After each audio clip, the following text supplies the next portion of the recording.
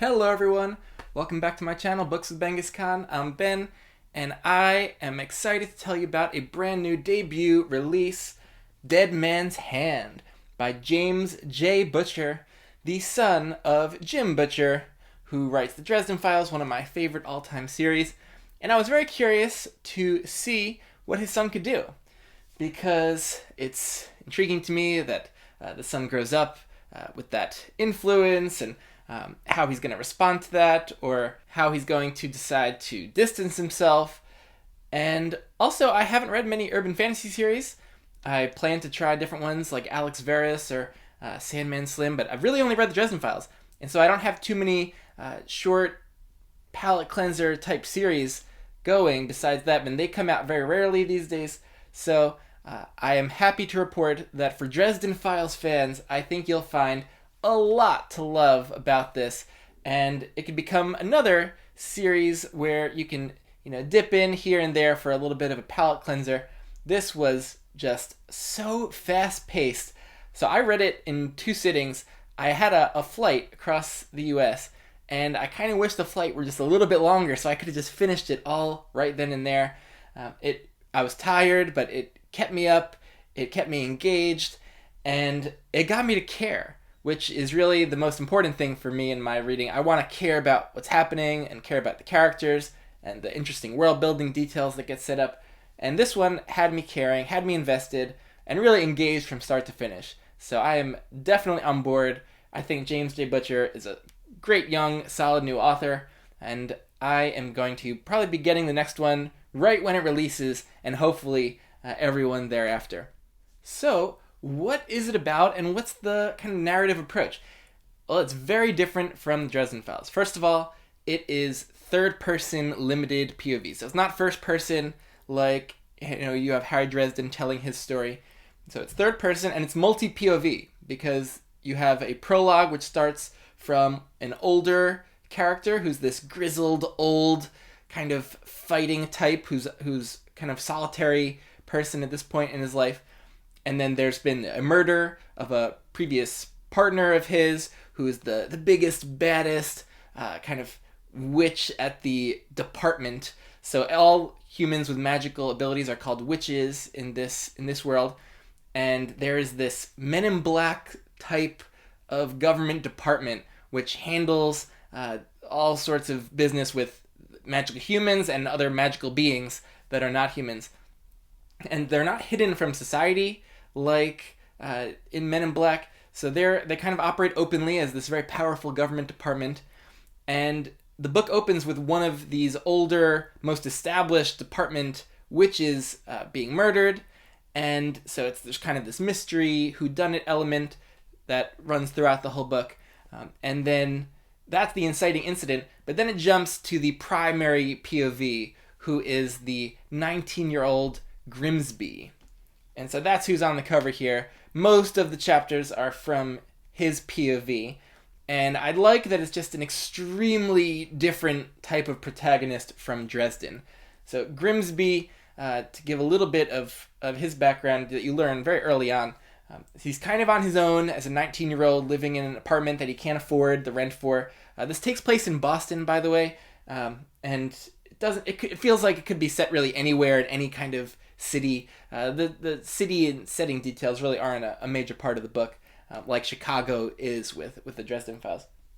But all we really know about him is that he grew up with his mom, who was also a witch, and teaching him various things and magical tricks and spells, but that she died in a fire when he was young. That gave him scars on one of his arms, and he is working as like a birthday party mascot type of figure at a Chuck E. Cheese like kids restaurant and birthday party place.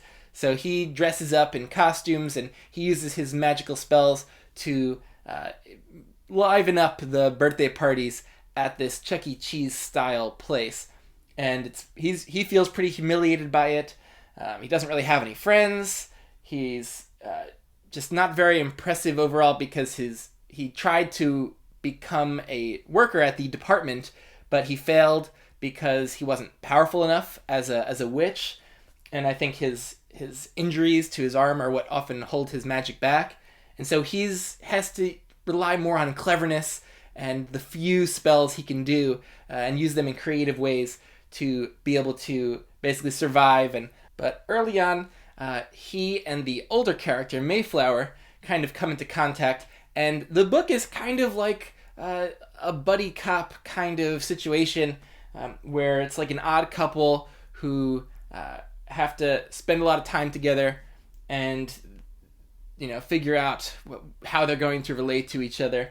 And so there's a mystery plot, there's various action scenes that are kind of cool, and overall there's a tone though that's kind of light and humorous that I really appreciated. I think sometimes it could have gotten a little too much with Grimsby making wisecracks like at inappropriate times. It didn't even seem organic to his character, but there were a few moments in here where I definitely laughed out loud, and books often don't usually appeal to my sense of humor, but there were a couple of genuinely funny moments in here that I really loved. And I cared about the characters. I think the character work here was really solid with three-dimensional characters. Maybe some of the side characters and antagonists could have been drawn a little bit more in a complex way. But for a first book, I think it compares pretty favorably to Stormfront. So I think there's a lot of potential for the side characters and antagonists to really level up, like Jim Butcher did with the Dresden Files, for the world to kind of expand and for things to get a little more epic in scale. I feel like you just get to the tip of the iceberg here with the kind of magical universe and how it relates to the vanilla human society. But there's really cool magic stuff going on in here that I don't want to give away too much, but I think there's really cool original stuff with the fantastical elements, and there's cool problem solving that takes place with the magic system. And so I'm really intrigued by that. There's interesting magical creatures that are different from anything that has shown up in Dresden, and so I think James J. Butcher is really trying to distance himself from his dad, separate these books from Dresden Files, and I think it does it in a successful way, because I never felt like I was reading a Dresden Files ripoff or a Dresden Files inspired series. It really feels like it's doing its own thing. And yeah, so the character is just a completely different type of protagonist, and it's one that's going to have to build skills and confidence from the start of the series, instead of, we're dropping into Harry Dresden, who's already a somewhat older, very competent, strong type of magical person, who has his whole life kind of established already. But we're getting Grimsby here at an earlier point in his character's development, and so that's I think hopefully going to be very interesting over the future books to see how he grows and develops and comes into adulthood, really. This book is incredibly fast-paced. It takes place, I think, over just a day and a half of in-world time. It feels like you're just following the characters over one long, drawn-out movie scene almost, where it takes breaks for the characters to nap or to go to sleep for a few hours here and there, but there's pretty much no time lapses in the book. It goes a mile a minute. It's fun. It's not going to revolutionize the fantasy genre in any way. I don't think it's doing anything, too new or unpredictable, but it was a fun time. I got invested in the plot and the characters especially, and I think that it has a lot of potential to grow from here. So if you are a fan of the Dresden Files, then I don't see why you wouldn't like this one as well, if you want one of those faster paced, kind of punchier style of fantasy books. In terms of a star rating, I gave this one 4 out of 5 stars, which is often where I put book ones that I really enjoy. It usually takes some time with a series for me to feel like I'm super emotionally invested to the point where I want to give something 5 stars, but this is a solid one. I had really very minor complaints overall, so 4 stars for me for this one. Some other things that maybe held it back a little bit for me, I felt like the plotting wasn't the most unpredictable. Some of the way things resolved happened a little too quickly or conveniently, but I think the plot was just the vehicle for us to really meet some of these main characters, to start getting a sense for how the world is working, and really to set things up going forward.